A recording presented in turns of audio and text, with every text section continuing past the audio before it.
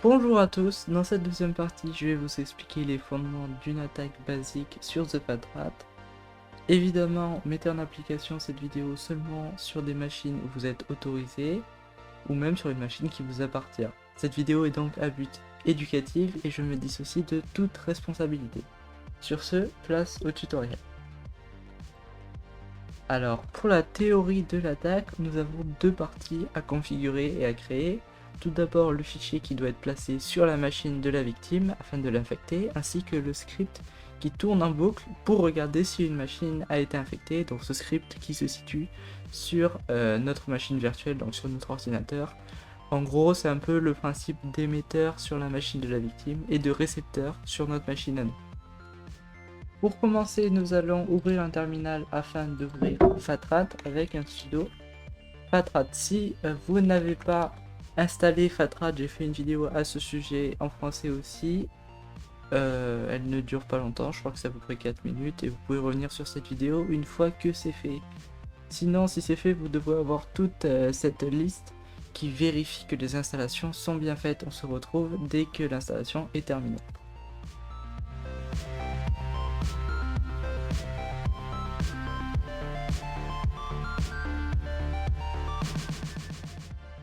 Une fois que les vérifications sont faites, vous devrez arriver sur ce menu qui représente toutes les actions possibles sur The Fat Rat. Tout d'abord, on va configurer les paramètres par défaut qui varient selon votre machine.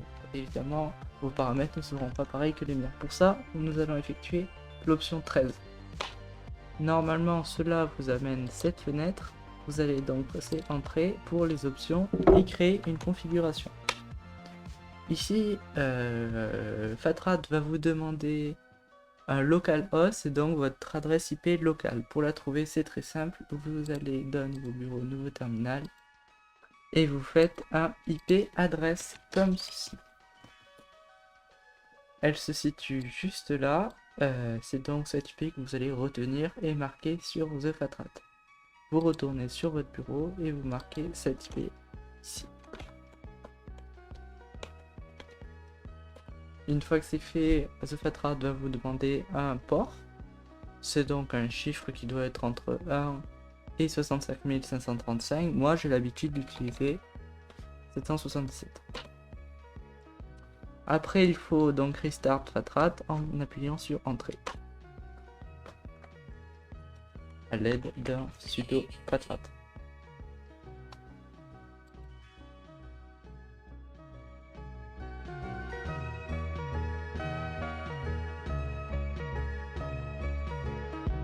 Une fois que Fatrat est relancé, on va commencer par créer le fichier à placer sur la machine de la victime.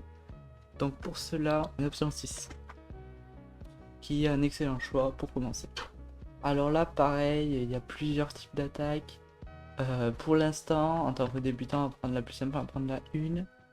Si vous vous intéressez au pourquoi du comment, je ferai peut-être une vidéo plus précise sur toutes ces options, ce qui explique en détail comment ça marche, etc. Là, il va nous afficher donc l'IP qu'on a pu choisir.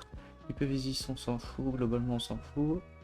Donc là, il va vous demander le nom que vous voulez donner au fichier qu'il faudra placer sur la machine de la victime. Donc ce sera pas un virus.exe quoi. Par exemple, ici on va mettre game. Ici, pareil, c'est plusieurs types d'attaques, de payload, donc j'entrerai pas dans les détails. Globalement, tout ce que je vais vous dire, c'est qu'on va prendre la 3 parce que c'est un bon choix pour commencer. Peut-être une autre vidéo qui arrivera pour vous expliquer tout ça. N'hésitez pas à mettre dans les commentaires si vous êtes intéressé ou pas. Ou si tout le monde s'en fout, je ferai rien. Voilà. Et là, globalement, on a fini. Et il crée le fichier. Donc, on peut voir que la backdoor a été enregistrée sur le Fatrat Generated, qui est un fichier créé à l'installation de Fatrat. On peut presser Entrée pour continuer, nous retrouver dans le menu avec l'option 9 et aller voir ce qu'il nous a créé.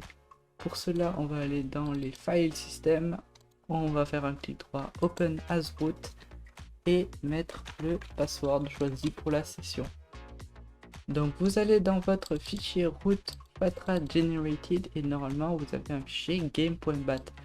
Maintenant que c'est fait, que c'est bien généré, on va retourner sur notre terminal de contrôle et on va créer maintenant le script qui tourne en boucle pour regarder si une machine a été infectée. Donc c'est un peu le récepteur dans l'histoire qui va regarder si une machine a cliqué sur le fichier game.bat. Donc pour cela, vous allez choisir l'option 9 qui représente Load Create Auto Listener, car le fichier qui tourne en boucle pour regarder ça s'appelle un listener. Et enfin, vous allez choisir le type de machine que vous voulez infecter, que vous voulez cibler.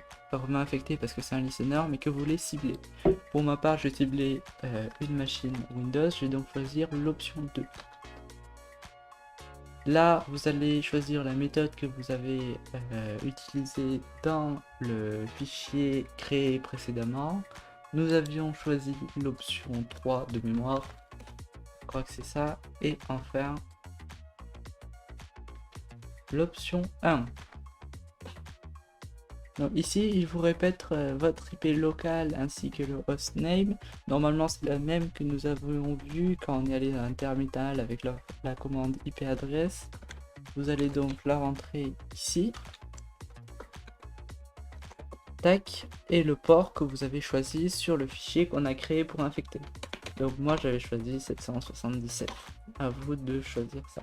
On peut save la configuration pour plus tard, je vous conseille de faire yes, sinon vous choisissez N pour no. Ici, il vous demande donc de mettre un name pour la configuration, on va prendre celui choisi en abréviant un peu wconfig. Ici, il nous rappelle qu'on peut choisir cette configuration pour plus tard, donc toute l'étape qu'on a fait, on n'est plus obligé de la faire. Par exemple ici, si on revient au menu pour repartir du début, l'option 6, il nous affiche tout le menu de The Fat Rat. On choisit l'option 9 pour load maintenant et pas create un listener, et on peut choisir directement l'option 5, et avec la config que nous avons créé précédemment, on peut utiliser le fichier qu'on a créé tout à l'heure. C'est quand même pas mal pratique, c'est la puissance de ce Fat Rat qui automatise les tâches qu'on n'a plus à faire. Ici on va faire un wconfig.rc, ne pas oublier le .rc. On peut ouvrir ce listener. Donc ce qu'on vient d'ouvrir, c'est un fichier qui va vérifier en permanence si une machine a cliqué sur le fichier game.bat. Et si c'est le cas, elle va nous afficher connected, je sais plus exactement ce que c'est le message, mais connected sur une machine. Et on va pouvoir justement faire des actions que permet un RAT. On se retrouve directement sur une machine Windows pour pouvoir voir si c'est fonctionnel. Une fois que c'est fait, vous allez pouvoir avoir un contrôle via RAT de la machine infectée via le terminal du listener. Vous avez toute une liste d'instructions proposées par The Fat Rat qui rendent donc l'exécution de tâches qui est beaucoup plus facile. Évidemment, ne faites ça que si vous êtes autorisé à prendre le contrôle de la machine ou si c'est une machine qui vous appartient. Je me dissocie encore une fois de toute la responsabilité que cela implique.